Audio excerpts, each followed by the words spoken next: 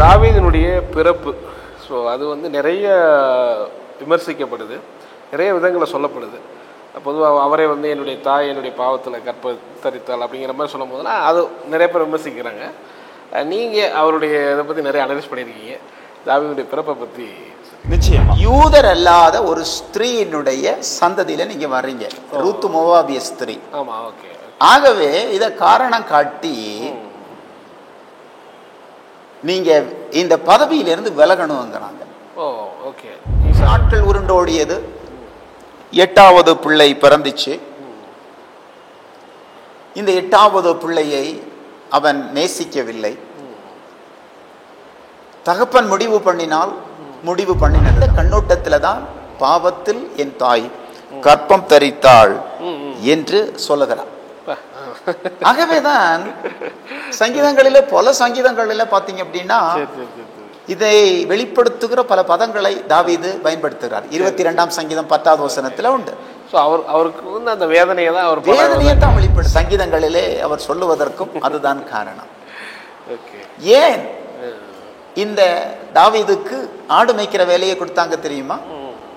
அப்படியாகலும் ஒரு கரடி அவனை கொல்லாதா, ஒரு சிங்கம் அவனை கீறாதா? அதனாலதான் காட்டுல பாசத்தினால கொடுத்ததல்ல, வெறுப்பின் உச்சகட்டத்தினால அபிஷேகம் பண்ணப்பட்ட உடனே, அந்த அபிஷேகம் வந்த உடனே ராஜ தோரணம் அவருக்கு வந்துச்சு. ஆமா, ராஜ தோரணம் வராதா என்ன? கண்டிப்பா கண்டிப்பா வரணும் இல்ல. அப்போ நம்மலாம் வந்து பொதுவாக தாவீது வந்து கோலியாத்தை அடித்தார், நிறைய பேர் தெரியும். பட் தாவீதுடைய இந்த பின்புலம் இவ்வளோ தூரத்துக்கு இருந்திருக்கு.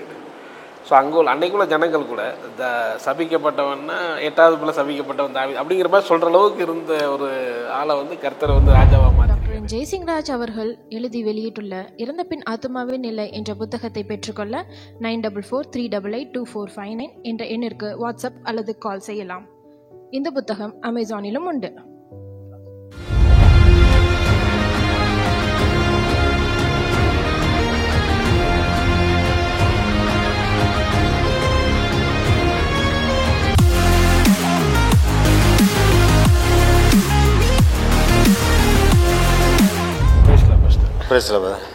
நல்லா இருக்கீங்களா? நல்லா இருக்கு. ஆக்சுவலாக உங்கள் புஸ்தகம் இறந்த பின் ஆத்மாவின் நிலை நிறைய செக்மெண்ட் பார்த்துட்டே வர்றோம். உங்களுடைய நிறைய அது புத்தகம் மட்டும் இல்லாமல் நிறைய வேறு ரெவல்யூஷனரி கொடுத்துட்டே வரீங்க. இந்த புத்தகத்துக்கு சில அறிமுகத்தை பார்க்கக்கூடிய புது நேயர்களுக்காக நான் கேட்க விரும்புகிறேன். ஸோ இந்த புஸ்தகம் வந்து கிட்டத்தட்ட 3 வருஷமாக நீங்கள் முயற்சி பண்ணி எழுதிக்கிறீங்க. பட் ஒவ்வொரு மனிதருக்குமே இது தேவைப்படக்கூடிய புஸ்தகமாக இருக்குன்னு தான் நான் நினைக்கிறேன். ஏன்னா கிறிஸ்தவ மதம் மட்டும் கிடையாது, எல்லா மதத்தையும் மேலே கேட்ச் பண்ணி எழுதிருக்கீங்க. ஒவ்வொரு மனிதனுடைய பிறப்பு எப்படி இருக்கோ மரணம்ன்றது கண்டிப்பாக சம்பவிக்க போகுது. இது வந்து கண்டிப்பாக தெரிஞ்சுக்கணும்னு சொல்லி நானே விரும்புகிறேன், நிறைய படித்ததுனால அதை சொல்ல விரும்புகிறேன். பட் இந்த புஸ்தகத்தை பற்றி ஒரு சில வார்த்தைகள் நீங்கள் சொன்னதுபடி இந்த புஸ்தகம் மிகப்பெரிய ஒரு கரையம் கொடுத்து தான் இதை எழுதியிருக்கிறேன். Okay okay. இதற்கு நிறைய ஆராய்ச்சிகள் பண்ணியிருக்கிறேன், நிறைய புத்தகங்கள் படிச்சிருக்கிறேன், நிறைய பிள்ளைகளுடைய மக்களுடைய அனுபவ சாட்சிகளை இதில் கோட் பண்ணியிருக்கிறேன். சிலரை பேட்டி எடுத்திருக்கிறேன், சிலருடைய அனுபவ சாட்சிகளை இதில் நான் இன்க்ளூட் பண்ணியிருக்கிறேன். ஆண்டவர் எனக்கு கொடுத்த வெளிப்பாடுகள் உண்டு. இந்த புத்தகம் எழுதுவதற்காக வேண்டி நிறைய பிரயாசப்பட்டிருக்கிறேன். இந்த புத்தகம் உண்மையிலேயே பரலோகத்திற்குரிய ஒரு வழிகாட்டியாக இருக்கும் என்பதுதான் என்னுடைய ஆழமான நம்பிக்கை. வழி தெரியாமல் இருக்கிறவர்களுக்கு ஒரு சிறந்த வழிகாட்டி, தெரியாமல் தெரிந்து கொள்ள விரும்புகிற பல கேள்விகளுக்கு விடை இதில் இருக்கிறது. மனுஷனுக்கு நிறைய கேள்விகள் உண்டு, ஆனால் அந்த கேள்விகளில் மிக முக்கியமான கேள்வி என்பது மரணத்துக்கு பின்னாடி வாழ்க்கை இருக்கா இல்லையா. ஒருவேளை வாழ்க்கை இல்லைன்னா என்ன ஆகும், வாழ்க்கை இருந்தால் என்ன நிலை அடையும், இதுதான் மிக முக்கியமான கேள்வி. இந்த 2 கேள்விகளுக்கும் சரியான தீர்வு, சரியான விடை இந்த புத்தகத்திலே நான் காண்பிப்பதற்கு முயற்சி எடுத்திருக்கிறேன். ஆகவே இந்த புஸ்தகம் ஒரு சிறந்த வழிகாட்டியாக ஒவ்வொருவருக்கும் இருக்கும், கிறிஸ்தவர்களுக்கு மட்டுமல்ல இதர மார்க்கத்தாருக்கும் இது பயனுள்ளதாகவே இருக்கும் என்று நிச்சயமாகவே நான் நம்புகிறேன். ரொம்ப நிறைய பேர் இந்த புத்தகத்தை வாங்கி படிப்பாங்கன்னு நானும் விசுவாசிக்கிறேன். அவங்களுக்கு நிச்சயமாக பிரயோஜனமாக இருக்கும். ஸோ நிறைய டாபிக் உங்கள் வாழ்க்கையில் நீங்கள் அனலைஸ் பண்ணியிருக்கீங்க. 37 வருஷம் ஊழியங்களில் நீங்கள் சொல்லும்போது ஸோ ஒவ்வொரு ஸ்டெப்பாக நம்ம பார்த்துட்டே வரோம். ஸோ அதில் முக்கியமாக உங்கள்கிட்ட சில கேள்விகள் கேட்கலான்னு பார்க்குறேன். முக்கியமாக தாவீதினுடைய பிறப்பு. ஸோ அது நிறைய விமர்சிக்கப்படுது, நிறைய விதங்களில் சொல்லப்படுது. பொதுவாக அவரே என்னுடைய தாய் என்னுடைய பாவத்தில் கற்பத்தரித்தாள் அப்படிங்கிற மாதிரி சொல்லும் போதுலாம் அது நிறைய பேர் விமர்சிக்கிறாங்க. நீங்கள் அவருடைய இதை பற்றி நிறைய அனலைஸ் பண்ணியிருக்கீங்க. தாவீதுடைய பிறப்பை பற்றி நிச்சயமாக கீதங்களில் தன்னுடைய பிறப்பை பற்றின தன்னுடைய வாழ்க்கையை பற்றிய பல குறிப்புகளை எழுதியிருக்கு. ஓகே ஓகே அங்கங்கே இருக்குது. இங்கே 118ஆம் சங்கீதத்தினுடைய 22, 23 வசனங்கள் எப்படி சொல்லுது அப்படின்னா, வீடு கட்டுகிறவர்கள் ஆகாது என்று தள்ளின கல்லே மூலைக்கு தலை கல்லாயிற்று, அது கர்த்தராலே ஆயிற்று, அது நம்முடைய கண்களுக்கு ஆச்சரியமாயிருக்கிறது என்று சொல்லுகிறார். ஆமாம், இந்த வசனம் ரொம்ப ஒரு ஃபேமஸான வீடு கட்டுகிறவர்களே ஆகாது. இதுலேருந்து நிறைய செய்திகள் எல்லாம் நாம் கேட்டிருப்போம். ஆமாம், நானும் பேசியிருக்கிறேன். தாவீதினுடைய வாழ்க்கையின் பின்னணியத்தை கொண்டுள்ளதல்லாமல் இதர பின்னணியங்களோடு கூட பேசியிருக்கிறேன். ஆனால் தாவீதினுடைய பிறப்பின் பின்னணியமாக வைத்தும் ஒரு செய்தியில பேசியிருக்கிறேன். யூடியூபில் என்னுடைய செய்தி இருக்கிறது. ஆகவே இன்றைக்கு எல்லா வசனங்களையும் கோர்வையாக்கி ஒட்டுமொத்தமாக சொல்றதுக்குரிய சூழல் எனக்கு இருக்குமான்னு எனக்கு தெரியல. ஆனாலும் முடிந்த அளவுக்கு அதை சாராம்சப்படுத்தி அதை சுருக்கி நேயர்களுக்காக வேண்டி அதை சொல்லலாம் அப்படின்னு நான் நினைக்கிறேன். நீங்கள் சங்கீதம் 29 30 வாரத்துக்கு மேலே அதை எடுத்திருக்கிறீங்க. ஆமாம், ஷார்ட்டாக சொல்லியிருக்கிறீங்க. இஸ்ரவேல் ஜனங்களுடைய வாழ்க்கையில் நடந்த அந்த நிகழ்வுகள் வரலாறுகளை புரிந்து கொள்ளுகிற ஒரு வரலாற்று சுவடியாக பரிசுத்த வேதாகமம் நமக்கு இருக்கிறது, உண்மைதான். அதையும் தாண்டி பல எழுத்துக்கள் இருக்கிறது. அதை 3 ஹெட்டிங்கில் நான் சொல்ல விரும்புகிறேன்.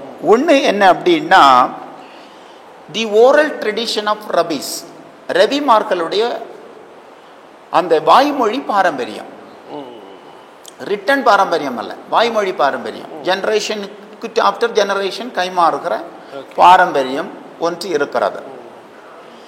2, யூத இலக்கியங்களினுடைய தொகுப்பு இருக்கிறது. யூத இலக்கியங்கள் நிறைய இருக்கிறது. அதனுடைய தொகுப்பு தல்மூத் என்று அழைக்கப்படுகிறது. தல்மூத், அதில் சில குறிப்புகள் இருக்கிறது. அதை தவிர இஸ்ரவேலர்களுடைய வரலாறை, பழைய ஏற்பாட்டினுடைய சம்பவ நிகழ்வுகளை அறிந்து கொள்வதற்காக வேண்டி வேதம் பரிந்துரைக்கிற சில புத்தகங்கள் இருக்கிறது. குறிப்பா ஒரு சில புத்தகங்களினுடைய பெயர்களை நான் குறிப்பிட விரும்புகிறேன். யாசேரின் புஸ்தகம் என்கிற ஒரு புஸ்தகம் இருக்கிறது. கர்த்தருடைய யுத்த புத்தகம் என்கிற ஒரு புத்தகம் இருக்கிறது. தீர்க்கதரிசியாகிய நாத்தானின் புத்தகம் என்று இருக்கிறது. செமையாவின் புத்தகம் என்கிற புத்தகம் இருக்கிறது. ஞான நிஷ்டிக்காரனாகிய இத்தோவின் வம்ச அட்டவணை என்கிற புத்தகம் இருக்கிறது. இத்தோவின் சரித்திரம் என்கிற ஒரு புத்தகம் இருக்கிறது. ஞானதிஷ்டிக்காரனாகிய சாமுவேல், நாத்தான் மற்றும் காத்தின் பிரபந்தம் என்கிற புத்தகம் இருக்கிறது. ஓசாயின் பிரபந்தம் என்கிற புத்தகம் இருக்கிறது. கால வர்த்தமானங்கள் எழுதப்பட்டிருக்கும் நடவடி புத்தகம் என்கிற புத்தகம் இருக்கிறது. இப்படி இந்த புத்தகம்லாம் நீங்க படிச்சிருக்கீங்களா? இல்ல, இதில் சில புத்தகங்கள் அதனுடைய சில குறிப்பிட்ட பக்கங்கள் மட்டும் படிச்சிருக்கேன். நிறைய பேர் பைபிள் படிக்கிறது கஷ்டமா இருக்கு. இல்ல, நீங்க அதை தாண்டி நிறைய புக்கு படிச்சிருக்கீங்க. இது ஒரு வைடு. நிறைய புத்தகங்கள் படிக்காத புத்தகங்கள் நிறைய இருக்கு. ஆமா, ஆமா, இந்த புத்தகங்கள் எல்லாம் ரெஃபர் பண்ணப்பட்டிருக்கிற, வேதத்திலே பரிந்துரைக்கப்பட்டிருக்கிற புத்தகங்கள், வேதம் அங்கீகரிக்கிற சில புத்தகங்கள், தேவன் பரிந்துரைக்கிறது. கூடுதல் தகவல்களுக்காக இந்த புத்தகங்கள், இன்ன புத்தகங்கள் எழுதப்பட்டிருக்கிறது என்கிற சில சம்பவ கதைகள் உண்டு. அந்த புத்தகங்களோட பயணிக்கும் பொழுது கூடுதல் தகவல்கள் நாம் பெற முடியும். இப்போ இந்த தாவீதினுடைய பிறப்பும் வளர்ப்பும் அவனுடைய வாழ்க்கை வரலாறும் உள்ளடக்கிய பின்னணியங்கள் தல்மூதில் இருக்கிறது. நான் ஏற்கனவே முதல்ல குறிப்பிட்ட யாசேரின் புஸ்தகம், 2 சாமுவேலின் புஸ்தகம் 1ஆம் அதிகாரம் 18ஆம் வசனத்தில் அது வருது. யாசேரின் புஸ்தகம், அந்த யாசேரின் புஸ்தகத்தில் இருக்கிறது. யூத ரவிமார்களுடைய வாய்மொழி பாரம்பரியத்தில் இருக்கிறது. இந்த புத்தகங்களில் எல்லாம் கிடக்கிற தகவல்கள் ஆங்காங்கே பரவி கிடக்கின்றன. இவைகள் எல்லாவற்றையும் இணைக்கிற சில வசனங்கள் சங்கீதங்களிலே பரவி கிடக்கின்றன. இவைகள் எல்லாவற்றையும் கோர்வையாக்கித்தான் சில கருத்துக்களை நான் பகிர்ந்து கொள்ள விரும்புகிறேன். இஸ்ரவேலில் பிரபலமான ஒரு கிராமம் இருக்கிறது. அன்னைக்கும் அந்த கிராமம் உண்டு, இன்னைக்கு அந்த கிராமம் உண்டு. பெத்லெஹேம். பெத்லெஹேமே தெரியாது, யாருமே இருக்க முடியாது இல்லையா? இந்த பெத்லெஹேம்ல ஒரு சிறப்பான ஒரு குடும்பம் இருக்கிறது. ஒரு மனிதன் இருக்கிறான், ஒரு பணக்காரன். அவருடைய பேர் தான் ஈசாய். இவர் யார் அப்படின்னா போவாசனுடைய பேர். போவாசனுடைய ஒரே அடுத்த வாரிசு, ஒட்டுமொத்த சொத்தினுடைய சொந்தக்காரன், மதிப்புமிக்க ஒரு மனிதன், அரசன் கூட அறிந்து கொள்ளுகிற அளவுக்கு மிகவும் பிரபலமான ஒரு மனிதன் இந்த ஈசாய். அப்போ இந்த ஈசாய்க்கு 7 குமாரர்கள் இருக்கிறாங்க. ஈசாய்க்கு 7 குமாரர்கள். இந்த ஈசாய் அன்றைக்கு மதிப்புமிக்க ஒரு மனிதனாக மட்டுமல்ல, எல்லாராலையும் அங்கீகரிக்கப்படுகிற ஒரு மனுஷனாகவும் இருக்கிறார். இந்த ஈசாய் சனகரிப் சங்கம் என்கிற ஒரு சங்கம் இருக்கிறது. மோசையினாலே இது உருவாக்கப்பட்டு அதனுடைய பின்தொடர்ச்சியாக பின்பற்றப்பட்டு வருகிற ஒரு சங்கம். இது ஒரு ஆலோசனை சங்கம். இந்த சங்கத்தினுடைய தலைவர் இந்த ஈசாய். இந்த ஈசாய் தான் ஆலோசனை சங்கத்தினுடைய தலைவராக மிகவும் சிறப்பு மிக்க ஒரு மனிதனாக, தேவனை பின்பற்றுகிற ஒரு மனிதனாக வாழ்ந்து கொண்டிருக்கக்கூடிய ஒரு காலகட்டம். இந்த சனகரி சங்கத்துக்குள்ளேயே சிலர் எழுப்பி இவருக்கு விரோதமாக எழும்புகிற ஒரு சூழல் வந்துச்சு. என்ன செய்யறாங்க அப்படின்னா, இவரை ஒரு குற்றம் சாட்டுறாங்க. உங்களுடைய பிறப்பின் மேல எங்களுக்கு திருப்தி இல்லை. உங்களுடைய பிறப்புல யார் இணைகிறாங்கன்னா, யூதர் அல்லாத ஒரு ஸ்திரீயினுடைய சந்ததியில நீங்க வர்றீங்க, ரூத் மோவாபிய ஸ்திரீ. ஆகவே இத காரணம் காட்டி நீங்க இந்த பதவியிலிருந்து விலகணுங்கிறாங்க.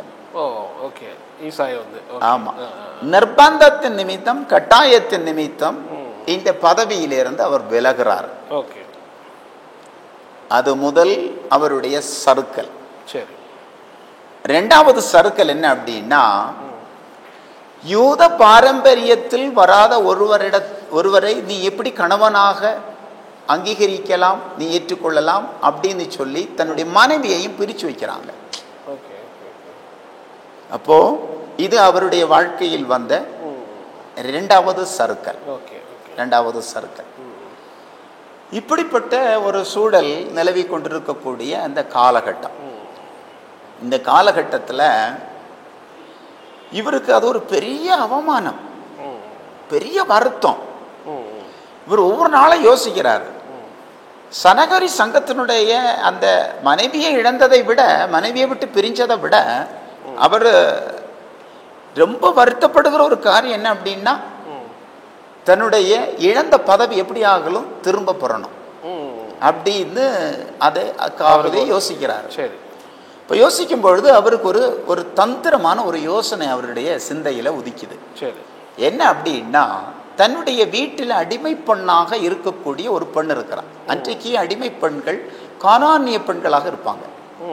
அந்த வகையில் இந்த பெண்ணும் ஒரு கானானிய ஸ்திரீ. இந்த அடிமை பெண்ணை விவாகம் செய்யலாம் என்று அவர் தீர்மானிக்கிறார். அப்போ விவாகம் செய்யறதுக்கு, விவாகம் செஞ்சா இஸ்ரவேல்ல ஒரு புரட்சி உண்டாகும். எப்படி இவரு அடிமை பண்ண திருமணம் செய்யலாம். யூதன் அடிமை பண்ண திருமணம் செய்யக்கூடாது. யூதன் புறையாதி பொண்ணை கல்யாணம் பண்ணக்கூடாது. அப்படின்னு ஒரு புரட்சி உண்டாகும். அந்த புரட்சியில என்ன நடக்கும்? இவரை கொண்டு வந்து சனகரிப் ஆலோசனை சங்கத்துக்கு முன்னாடி நிறுத்துவாங்க. ஆலோசனை சங்கம் இவரை அழைக்கும், விசாரிக்கும். அந்த விசாரணையில என்ன இவர் செய்யலாம் அப்படின்னு தீர்மானிக்கிறார் அப்படின்னா, இந்த விசாரணையின் போது அப்படின்னா இந்த பொண்ணுக்கு தழுதல் சீட்டை கொடுத்து நான் வெளியே அனுப்புகிறேன் அப்படின்னு செய்யலாம். அப்போ தப்பு பண்ணிட்டாரு. அவரை கூப்பிட்டு விசாரிச்ச உடனே தப்பை உணர்ந்து உடனே அதை ஏற்றுக்கொண்டார். பாருங்க நம்முடைய தீர்மானத்தை. அப்படின்னு நம்மளை மெச்சி மீண்டும் இந்த பதவியில என்ன அமர்த்துவாங்க அப்படின்னு ஒரு சூழ்ச்சி செய்ய அவர் விரும்பினார். இது முன்னாடி பிளான்ட். இந்த சூழ்ச்சியை பேஸ் பண்ணி இந்த செய்தியை அந்த அடிமை பெண்ணின் இடத்துல சொல்லிட்டார். இப்ப தன்னுடைய இந்த யோசனைய அந்த அடிமை பெண்ணிடத்துல சொல்றான். அந்த அடிமை பெண்ணும் அதற்கு ஒப்புக்கொண்டாள், இசைந்தாள். அதுக்காக தான் ஒரு திருமணமே. ஆமா, திருமணத்தை ஏற்பாடு பண்றது அதுக்காக தான். அப்போ இந்த ஏற்பாடு எல்லாம் நடந்துட்டே இருக்குது. திருமணத்திற்கான ஏற்பாடுகள் நடந்துட்டே இருக்குது. திருமணத்திற்கான நாளும் குறிச்சாச்சு. இந்த அடிமை பொண்ணு மனசு கேட்காம என்ன செய்யறா அப்படின்னா, இது எஜமாட்டிட்ட போய் சொல்லிட்டான்.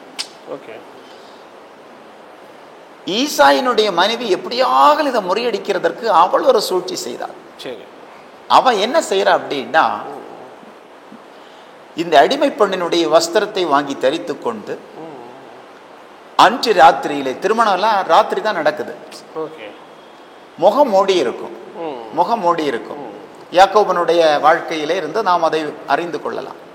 ஸோ அந்த வகையில் நடக்கிற அந்த திருமணத்துல முகம் மூடி அன்றைக்கு ஈசாயினிடத்தில் பிரவேசித்தாள். அதன் அடிப்படையில் அவள் கர்ப்பவதியானாள். 8வது குழந்தைக்கு கர்ப்பம் தரித்தாள். யார்கிட்ட நம்ம பிரவேசித்தோம் என்று ஈசாய்க்கு தெரியாமல் அவள் கர்ப்பவதியானாள்.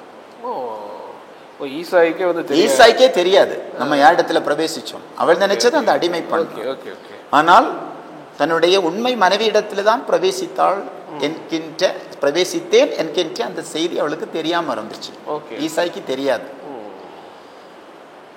கர்ப்பம் தரிக்கப்பட்ட செய்தி காட்டு தீ மாதிரி பரவிடுச்சு. ஈசாயினுடைய மனைவி கர்ப்பம் தரித்தாள். பிரிச்சு தானே வச்சிருந்தோம். இப்படி இவள் கர்ப்பம் தரித்தாள். ஈசாயினுடைய மனைவி வேசித்தனம் பண்ணினாளோ என்று பரவலாய் பேசப்படுகிற அளவுக்கு காரியம் கைமீறி போனது. இந்த குறிப்பிட்ட சூழலில் இந்த ஈசாயினுடைய மனைவி ஆலோசனை சங்கத்திற்கு முன்பதாக அல்லது சனகரிப் சங்கத்துக்கு முன்னாடி கொண்டு வந்து நிறுத்தப்படுறாங்க. அப்போ அவங்க விசாரிக்கிறாங்க. விசாரிக்கும் பொழுது நடந்த உண்மைகள் எல்லாவற்றையும் அவள் சொல்லிவிட்டாள். ஈசாய் சூழ்ச்சி செய்தது, அடிமை பெண்ணிடத்தில் பேசினது, திருமணத்திற்கான ஏற்பாடுகள் நடந்தது, தான் அதை முறியடிப்பதற்காக வேண்டி ஒரு முயற்சி எடுத்தது, அந்த முயற்சியின் நிமித்தம் தான் கர்ப்பம் தரிக்கப்பட்ட உண்மைகள் எல்லாவற்றையும் ஆலோசனை சங்கத்திற்கு முன்பதாக உடைத்து பேசினார். உடைத்து பேசினார். உடனே ஈசாய்க்கு முந்திய அவமானங்களை காட்டிலும் இப்பொழுது உள்ள அவமானம் பெருத்த அவமானம். அந்த சனகரிப் சங்கத்துக்கு முன்னாடி ஈசா என்ன சொல்றார் அப்படின்னா, எனக்கு 7 குமாரர்கள் மட்டும்தான் உண்டு. என்னுடைய 7 குமாரர்களினால் மட்டும்தான் என் வீடு கட்டப்படும். 8வது குமாரனை என் குமாரனாக நான் ஏற்றுக்கொள்ள மாட்டேன்.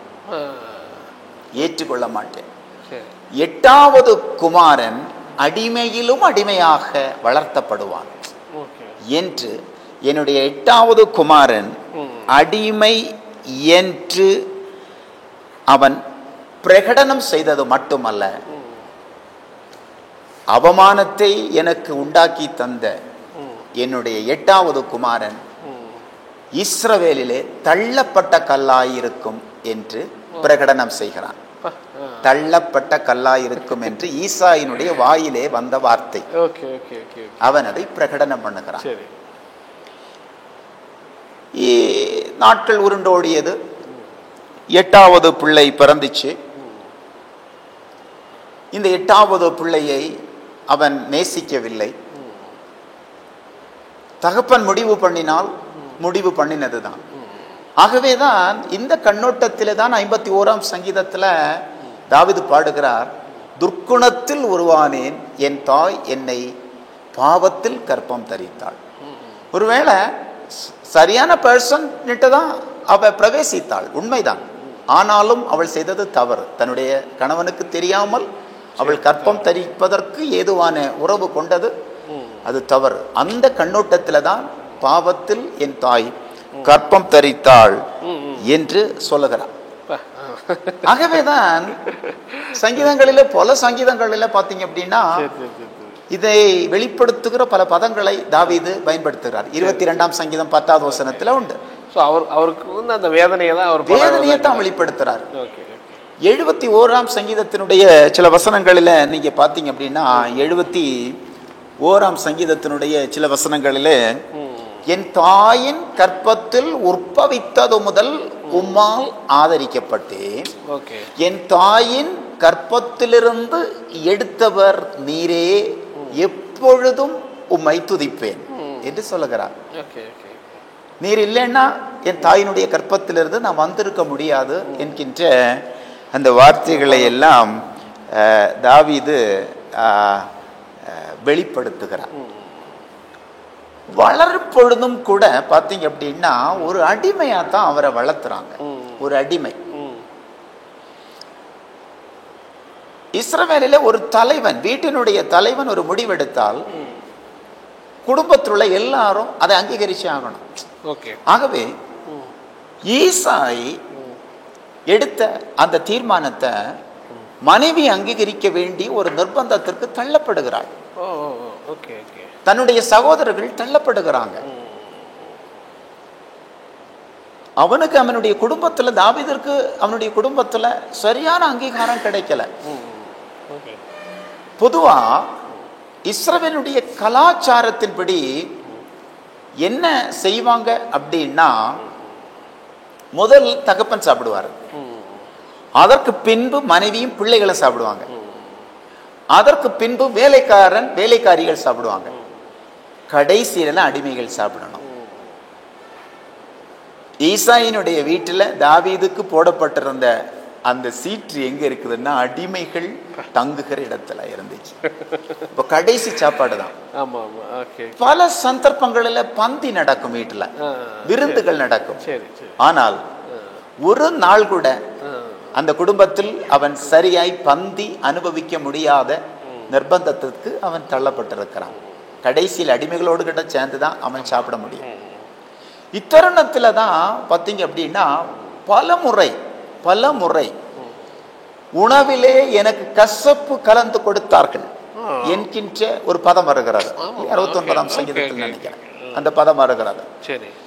அது என்ன அப்படின்னா, பல முறை இவங்களுடைய சாப்பாட்டுல கெயில் என்கிற ஒரு கீரை இருக்குது. கெயில் என்கிற ஒரு கீரை கசப்பு. இது என்ன அப்படின்னா, தண்டனைக்குரியவர்களை தண்டிப்பதற்காக வேண்டி பயன்படுத்தப்படுகிற ஒரு கீரை. இந்த கீரையை நுள்ளி அதை கிள்ளி சாப்பாடுல போட்டாச்சுன்னா ஒட்டுமொத்த சாப்பாடும் கசக்கும். அதை பலமுறை கொடுத்திருக்கிறார்கள். என்னுடைய சாப்பாட்டில் கசப்பு கலந்து கொடுத்தார்கள் என்று சங்கீதங்களிலே அவர் சொல்லுவதற்கும் அதுதான் காரணம். ஏன் இந்த தாவீதுக்கு ஆடு மேய்க்கிற வேலையை கொடுத்தாங்க தெரியுமா? அப்படியாகலும் ஒரு கரடி அவனை கொல்லாதா? ஒரு சிங்கம் அவனை கீறாதா? அதனாலதான் காட்டுல பாசத்தினால கொடுத்ததல்ல, வெறுப்பின் உச்சகட்டத்தினால கொடுத்தது. ஏன் மற்ற 7 பேருக்கும் தேசத்தினுடைய படையிலே பணிபுரிவதற்கான வாய்ப்புகள் தேடி கொடுத்த அந்த நபர் இளைய மகனுக்கு ஏன் இந்த வாய்ப்பை கொடுத்தார்? ஆடுகளை மேய்க்கிற வாய்ப்பை கொடுத்தார். கோடீஸ்வரன் ஆடு மேய்க்கணும்னு அவசியம் இல்லையே, அவன் கோடீஸ்வரன். எத்தனையோ வேலைக்காரர்கள் அவனுடைய வீட்டினாலே, அவனுடைய வீட்டின் போஜனத்தினாலே போஷிக்கப்பட்டு கொண்டிருக்கக்கூடிய காலகட்டத்தில் வசதியான ஆளு. அவனுக்கு மட்டும் இந்த நிந்தையினுடைய காரியம். இவைகள் எல்லாவற்றையும் அந்த வாழ்க்கையிலே சுமந்துதான் இந்த தாவீது வாழ்த்து கொண்டிருக்கிறான். இதை வெளிப்படுத்துகிற பல வசனங்கள் 69ஆம் சங்கீதத்தில் வருகிறது. எல்லா வசனங்களும் நான் இப்ப வாசிச்சு காமிக்க முடியல. நிறைய வசனங்கள் 69ஆம் சங்கீதத்தில் அதனுடைய பின்னணியங்களாக வருகிறது. அந்த சங்கீதத்தில் பல இடங்களிலே சொல்லுகிறார், சகோதரர்களாலே வெறுக்கப்பட்ட அனுபவங்கள் சொல்லுகிறார். சகோதரர்கள் அவரை நேசிக்கல, அண்ணன்மார்கள் கூட பிறந்தவங்க தான், ஆனாலும் நேசிக்கல. சரியா அவருக்கு சாப்பாடு இல்லை, சாப்பாடு இல்லாத வீட்டுல ஏழையை பிறந்ததினால சாப்பாடு இல்லாததினால அல்ல, வெறுப்பின் நிமித்தம், ஒதுக்கப்பட்டதின் நிமித்தம், புறக்கணிக்கப்பட்டதின் நிமித்தம் அவருக்கு அதை அனுபவிக்க முடியாத ஒரு நிர்பந்தம் அவனுடைய வாழ்க்கையிலே உண்டாகிறது. பொதுவாக வந்து தாவீது ஆடு மேய்க்கிறதுனால ஒரு ஏழ்மையான ஆளு அப்படிங்கிற மாதிரி ஒரு பிம்பம். பட் நீங்க சொல்றது பார்த்தா அவர் பெரிய பணக்கார விட்டு புள்ள, ஆனா ஏழையிலும் ஏழை, புறக்கணிப்பிலும் புறக்கணிப்பு அனுபவித்துக் கொண்டிருக்கக்கூடிய ஒரு பிள்ளையாக இந்த தாவீது வாழ்ந்து கொண்டிருக்கிறான். சில நேரங்களில் பார்த்தீங்க அப்படின்னா, எங்கேயாவது திருடு போயிருச்சு அப்படின்னா இவரை குற்றம் சாட்டுவாங்களாம். திருடு போயிருச்சுன்னா தாவீது, ஆமா, அதனால நான் எடுக்காததை கொடுக்க நேரிட்டது என்று 69ஆம் சங்கீதத்தில் சொல்றாரு. நான் எடுத்துக்கொள்ளாததை கொடுக்க நேரிட்டது, அதைத்தான் சொல்றாரு. இப்போ தாவீது அந்த குடும்பத்தில் 8வது பிள்ளை. இவ்வளவு ஏமாற்றங்களுக்கும் தோல்விக்கும் ஆளாக்கப்பட்டார். ஆகவே இவனை வச்சு இஸ்ரவேலிலே ஒரு பழமொழியே உருவாயிடுச்சான், 8வது பிள்ளை சபிக்கப்பட்டவன். இஸ்ரவேலிலே இவனை வச்சுதான் ஒரு ஒரு ஒரு ஒரு பாரம்பரியமே உண்டாயிருக்கு. 8வது பிள்ளை சபிக்கப்பட்டவன். அன்னைக்கு தாவீதுனுடைய காலகட்டத்தில் இந்த செய்தி எல்லாருக்கும் பரவினதுனால ஒரு பெற்றோர் ஒரு பிள்ளைய பிடிக்கல, சபிக்கணும்னு நினைச்சாங்கன்னா, நீ சாபமா போ, தாவீத மாதிரி சாபமா போ அப்படின்னு சொல்லுவாங்க. அந்த வேர்டு, ஆமா, அந்த பதத்தை பயன்படுத்தி இருக்கிறார்கள். இதுதான் நீங்க ஆரம்பத்துல சொன்ன அந்த புத்தகங்கள்ல அந்த ரெஃபரன்ஸ் சொல்றீங்க. ஆமா, இதனுடைய ரெஃபரன்சஸ் எல்லாமே இந்த யாசேரின் புஸ்தகத்தில் இருக்கிறது. யூதர்களுடைய பாரம்பரிய கருத்துக்களில் இருக்கிறது. அது பலர் சொன்ன தகவலினுடைய அடிப்படையில் நான் அதை கேதர் பண்ணினது. தல்மூதுகளில் இருக்கிறது. தல்மூதுகளிலே உள்ள கருத்துக்கள் வெளிப்படுத்துகிற சில புத்தகங்களை படித்திருக்கிறேன். தல்மூது படிச்சதில்லை, தல்மூதினுடைய கருத்துக்கள் வெளிப்படுத்துகிற சில புத்தகங்களிலே அதனுடைய குறிப்புகள் இருக்கிறது. எல்லாத்தையும் கொலாபரேட் பண்ணியிருக்கிறேன், எல்லாத்தையும். இந்த அளவுக்கு தாவீது வந்து அந்த நாட்கள் அப்படி அடிமைத்தனத்துல, ஆமா, ஒரு பின்தங்கிய நிலைமையில தான் வளர்ந்தாரு. ஆச்சரியமா இருக்கு, கர்த்தர் வந்து அவரை தேர்ந்தெடுத்தது. அதை நீங்க எப்படி பாக்குறீங்க? இங்கதான் ஒரு ட்விஸ்ட் உண்டாகுது. ஈசாயினுடைய வீட்டுல ஒரு பலி விருந்து நடக்குது. ஆமா ஆமா. இந்த பலி விருந்துக்கு ஈசாயினுடைய 7 பிள்ளைகள் அழைக்கப்படுறாங்க. ஆமா ஆமா. இந்த ஈசாயினுடைய 7 பிள்ளைகள் அழைக்கப்படுகிறாங்க. தாவீது அழைக்கப்படவில்லை. தாவீது அழைக்கப்படவே இல்லை அந்த விருந்துக்கு. விருந்துக்கு அவன் இருக்கணும்ல, ஆனா அழைக்கப்படவே இல்லை. அப்போ இந்த விருந்துல சாமுவேல் தீர்க்கதரிசி எல்லாரையும் புறக்கணிக்கிறார் இல்லையா? இனி ஒருவன் இருக்கிறான் அப்படின்னு சொல்றாரு இல்லையா? 7 பேரையும் புறக்கணிக்கிறார் இல்லையா? மனுஷன் பார்க்கிறபடி நான் பார்க்கிறவன் அல்ல என்று சொல்றாரு இல்லையா ஆண்டவர்? அப்படி நிர்பந்தத்தின் நிமித்தம், கட்டாயத்தின் நிமித்தம் தாவீது அழைக்கப்படுகிறான். தாவீது அழைக்கப்படுகிறான். தாவீது அழைக்கும் பொழுது அவனால சர்ப்ரைஸ் தாங்க முடியல. என் அப்பாவா என்ன அழைச்சாரு, என் அப்பாவா என்ன வர சொன்னாரு அப்படின்னு அதை ஆச்சரியமா பாக்குறான். ஆனாலும் வந்த உடனே சாமுவேலினாலே அபிஷேகம் பண்ணப்படுகிறான். சாமுவேலினாலே அபிஷேகம் பண்ணப்படுகிறான். இந்த அபிஷேகம் பண்ணப்பட்ட உடனே நடக்கிற முதல் நிகழ்வு என்ன அப்படின்னா, அவனுக்கு நீண்ட நாள் ஆசை. ஒரு நாள் கூட அவன் ஆலயத்துல பலி செலுத்துவதை நேரில் பார்த்ததில்லை. அவனுக்கு அதுதான் ஆசை. அது பல சங்கீதங்களிலே வெளிப்படுத்தி இருக்கிறான். பார்த்ததே இல்லை. ஆலயத்துல பலி செலுத்துவாங்க, ஃபேமிலி சார்பில் பலி செலுத்துவாங்க. பார்த்ததே இல்லை. தூரத்துல நின்று வேடிக்கை பார்த்துருக்கிறான். இப்பெல்லாம் ஆசைப்படுவான், ஐயோ எனக்கு ஒரு வாய்ப்பு கிடைக்காதா அப்படின்னு அந்த ஆர்வத்திலும் ஆர்வம் கொண்டு இருக்கக்கூடிய காலகட்டம். அதை நினைச்சு பல சங்கீதங்களை அவன் பாடி இருக்கிறான். அப்போ அப்படிப்பட்ட சூழலிலே தான் ராஜாவாக அபிஷேகம் பண்ணப்பட்ட உடனே, அந்த அபிஷேகம் வந்த உடனே ராஜ தோரணம் அவருக்கு வந்துச்சு. ஆமா, ராஜ தோரணம் வராதா என்ன? கண்டிப்பா கண்டிப்பா வரணும் இல்ல. அப்போ அவன் சொல்லுகிற அந்த பதங்களை பாருங்கள். அதத்தான் சொல்றாரு, வீடு கட்டுகிறவர்கள் ஆகாது என்று தள்ளின கல்லே மூளைக்கு தலைக்கல்லாயிற்று, அது கர்த்தராலே ஆயிற்று, அது நம்முடைய கண்களுக்கு ஆச்சரியமா இருக்கிறது, அது கர்த்தர் உண்டு பண்ணின நாள், இதிலே களி கூர்ந்து மகிழ கடவோம் என்று சொல்லுகிறான். இப்ப என்ன நடக்குது அப்படின்னா, பொதுவா இஸ்ரவேல் ஜனங்களுக்கு குதிரை வந்து நிராகரிக்கப்பட்ட, புறக்கணிக்கப்பட்ட ஒரு மிருகம். குதிரை. ஆமா, சரி. ராஜாக்கள் பவனி செல்லுவதற்கு கழுதை தான் பயன்படுத்தினாங்க. நான் இடையில ஒரு செய்தி கூட அதை கொடுத்தேன். போன தடவை அந்த குருத்தோலை ஞாயிறுக்கு அதான் கொடுத்தேன். கழுதைங்கிறது யாராவது உங்களை கழுதைன்னு திட்டினா நீங்க சந்தோஷப்படுங்க, அது விலை மதிப்பற்றது அப்படின்னு சொல்லி ஜோக்கா சொன்னேன். இயேசு கிறிஸ்து கழுதையின் மேலே போனார், பயணித்தார் என்பதற்காக வேண்டி இட் இஸ் நாட் லீஸ்ட். அன்னைக்கு ராஜாக்கள் பயணிக்கிறது கழுதை. அந்த வகையில கழுதையை கொண்டு வராங்க, கழுதையின் மேல ஏற்றுறாங்க. அந்த கழுதையின் மேல ஏற்றி பவனி போறாங்க. எங்க போறாங்கன்னா தேவனுடைய ஆலயத்துக்கு நேராக போறாங்க. அதை கருத்தில் கொண்டுதான் எல்லாரும் ஆர்ப்பரிக்கிறாங்க, கர்த்தருடைய நாமத்தினாலே வருகிறவர் ஸ்தோத்தரிக்கப்பட்டவர், கர்த்தருடைய ஆலயத்திலிருந்து உங்களை ஆசீர்வதிக்கிறோம் என்று இங்கே அடுத்த வசனத்திலே தாவீது குறிப்பிடுகிற அந்த ரகசியம் அதுதான். ஜனங்கள் ஆர்ப்பரிக்கிறார்கள். இதனுடைய நிறைவேறுதலாகத்தான், தீர்க்க தரிசனத்தினுடைய நிறைவேறுதல் தான் இயேசு கிறிஸ்துவனுடைய வாழ்க்கையில் எருசலேம் பவனி நடக்கிறது. இப்போ இங்கே எருசலேமுக்கு நேராக பயணித்து போகிறார். அங்கே இந்த ஆலயத்தில் போய் ஆண்டவரை தொழுது கொள்ளுகிறான்.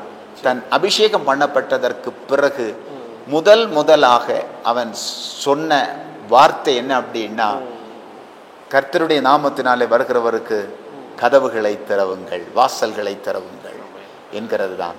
ஜனங்கள் அதை ஏற்றுக்கொண்டார்கள். காரணம், குடும்பத்தினால் புறக்கணிக்கப்பட்டவராக இருக்கலாம், தேவன் அங்கீகரித்தார்.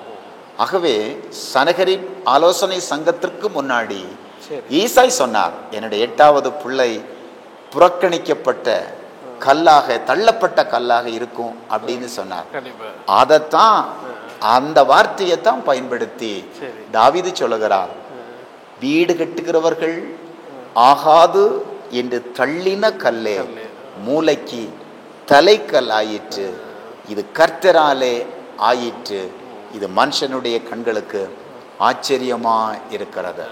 பார்க்கக்கூடிய நிறைய வியூவர்ஸ்க்கு வந்து ஆக்சுவலாக நிறைய பேர் இப்படி ஒரு சூழ்நிலை இருப்பாங்கல்ல. நம்மலாம் வந்து பொதுவாக தாவீது வந்து கோலியாத்தை அடித்தார், நிறைய பேர் தெரியும்.